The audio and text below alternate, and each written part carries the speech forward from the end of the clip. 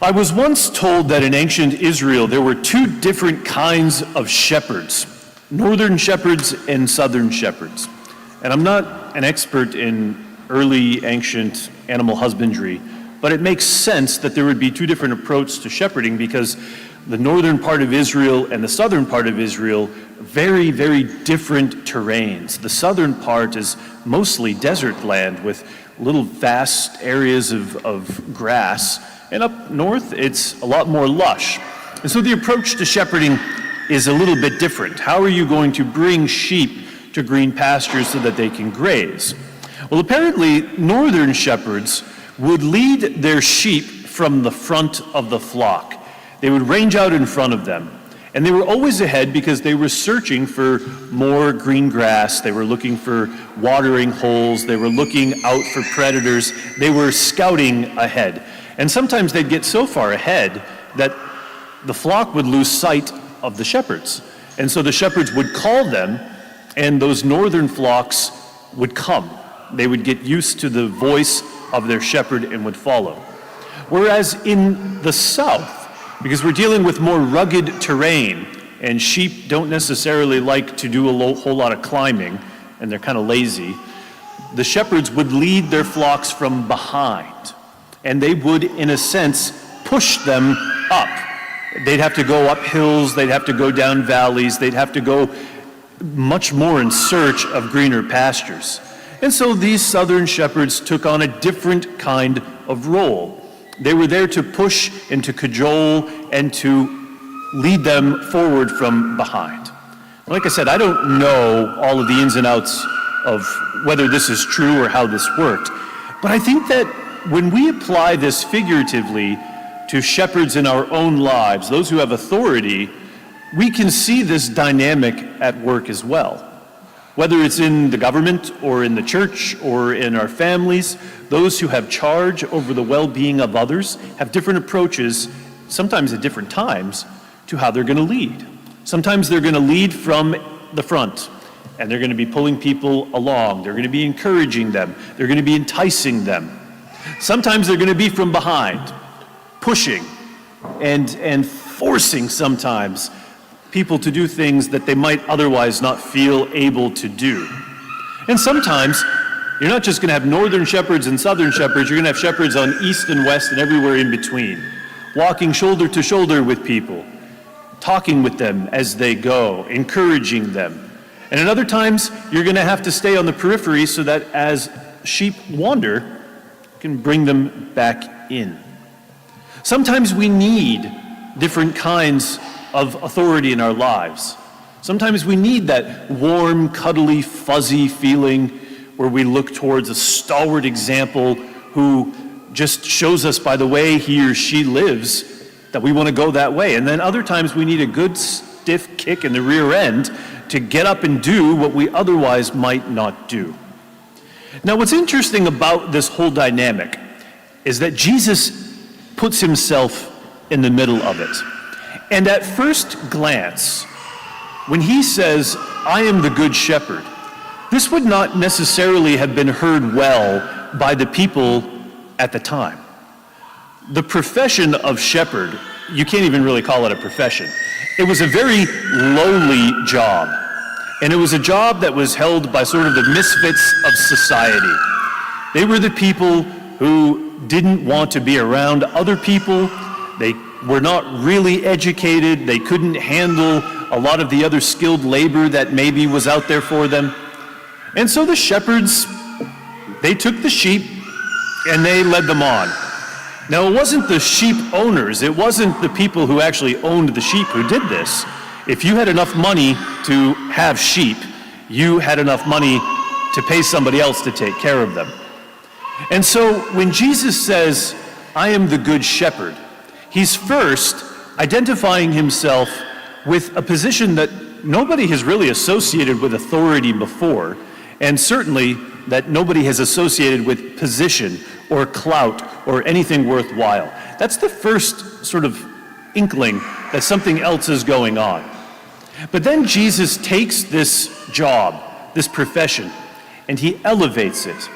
And he says, listen, This is a very, very important job. If you don't have a shepherd who is actually concerned with the well-being of each and every sheep, they're going to get into trouble. They're either going to succumb to scattering, or they're going to get eaten by predators, or they're going to fall sick to disease.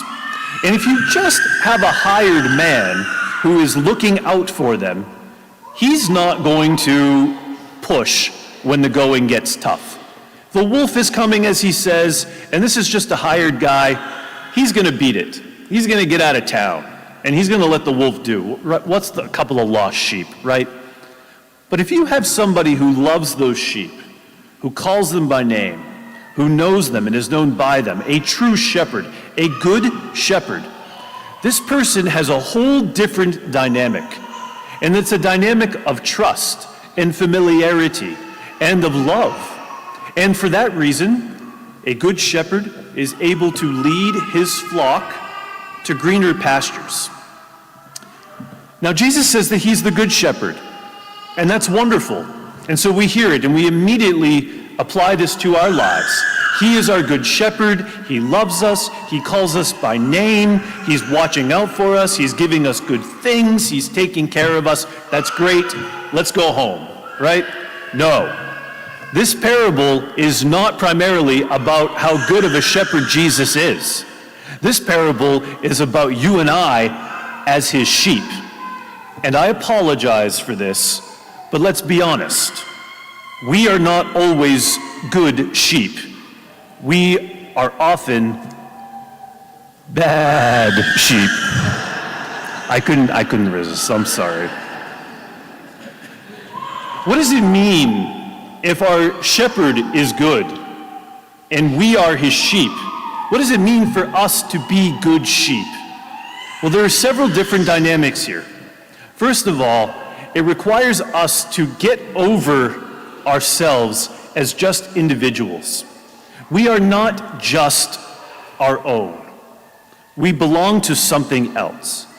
Jesus is intimately concerned with each and every sheep, but he doesn't have 40 million different flocks. He has one flock, and he wants us all to be in it together with him, which means that little rebel inside of us that's always looking out for number one, that always wants to do its own thing, that wants to set itself apart. We've got to temper that, and we've got to value what Jesus values, which is communion, community, his church. He likens this flock to his assembled people, to his ecclesia, to his church. And to be a good sheep is then to be a good member of his church. And we do that by putting to death that independent little rebel inside of us, or rather letting him put that to death in us, so that we can truly see ourselves as part of the whole. And this is something that, people have struggled with this from the beginning, but particularly modern people in today's day and age, this is just a foreign idea. We have this fiercely independent streak that runs through our blood at this point. We want to do our own thing. We want to look out for ourselves and for those who we care about. And we don't want anyone to inconvenience us or to burden us. We want to get the upper hand. We want to have it our own way. And when we don't get things our own way, what do? We get online and we tweet about it, or we confront each other and get into fights, or we gossip about each other, we throw each other down. Where is this coming from? It's that independent little rebel that lives inside of us. But Jesus is our good shepherd. And if he cares about us as individual sheep, we have to care about each other as individual sheep. So we don't want to be bad sheep. We want to be good sheep. And that means looking out for the interest of the whole. When I think about society in today's day and age, we look at how many places there are in the pews, which is sad, because there are many sheep, and the Lord alludes to this in the gospel. There are many sheep who are not part of this flock. I've got to go after them too, and I want to bring them in so that there will be one flock and one shepherd. I don't necessarily think, though, that this is simply just a religious thing. I think there's something deeply psychological going on, because so many different aspects of society, so many different community organizations are not what they used to be. Why? Because people want to stay at home and play on their iPhones and do their own thing, and they're not investing in their community. That's not a sheep. That's a lone wolf. Jesus is calling us to his flock. We've got to invest in each other. We've got to invest in our church. We have to invest in our parish. We have to lay down our lives, figuratively speaking, as the Good Shepherd lays down his life for us. And sometimes that's going to be uncomfortable, because you know what? Sheep, I don't know if you've ever spent any time with them, but they stink. They're kind of dumb sometimes. They're smart animals, but they're herd animals, and so they just wander around. They bump into each other. They can be a pain.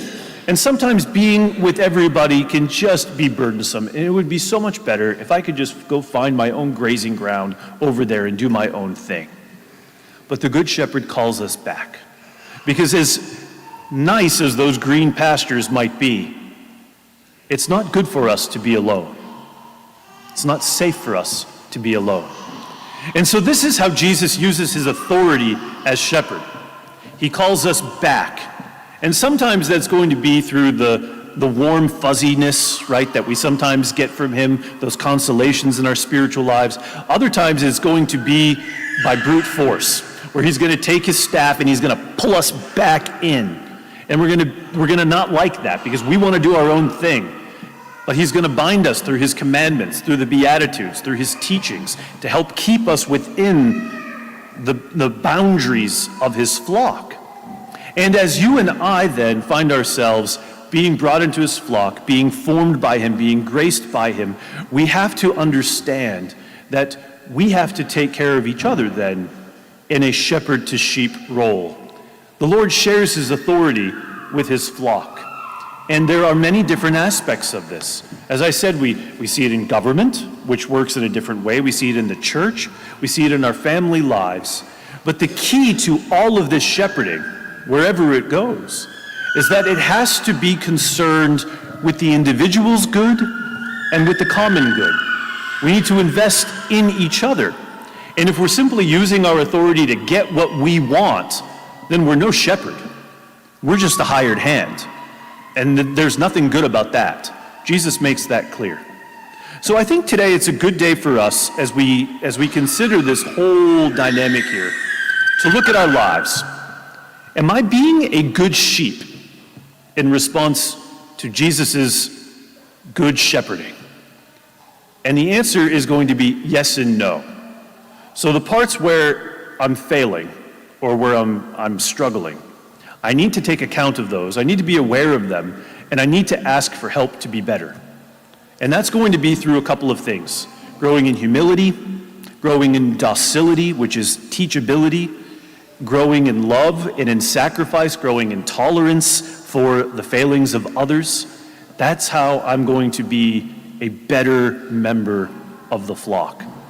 And then on the flip side, as I exercise authority in my life, am I doing so as a good shepherd, which all stems from being a good sheep, this familial relationship. It's no wonder that in our gospel today, Jesus makes a connection between him as shepherd and himself as the Son of the Father. He has been loved by the Father as, in a sense, his beloved sheep. And it's from here that he is able to love us as our beloved good shepherd. And it's from this relationship that you and I grow to be good sheep and thus good shepherds. But we've got to get rid of this independent streak. We got to get rid of that rebel. We got to get rid of this little thing that lives inside of us that's trying to elevate us to the top, and to adjust ourselves and amend our lives, that we can take care of each other. We can go after one another when we've gone astray. That's why it's all of our responsibilities to fill these empty places in the pews. Not because we want to get something out of anybody, not because we want their money, not because we want their talent, not because we want their skills, not because we want to keep this building going for another 200 years. We want them here because the Lord wants them here. It's where they're safe. It's where they're going to find their purpose and their meaning and their happiness. You're not going to find that in the greener pastures. You're going to find the danger. And so you and I have to go out as good shepherds to help bring his one flock together. Let's pray today at Mass that we'll have the awareness of the areas where we're failing and the strength and the courage to ask for help and to grow, that we might be good sheep and then ourselves be good shepherds.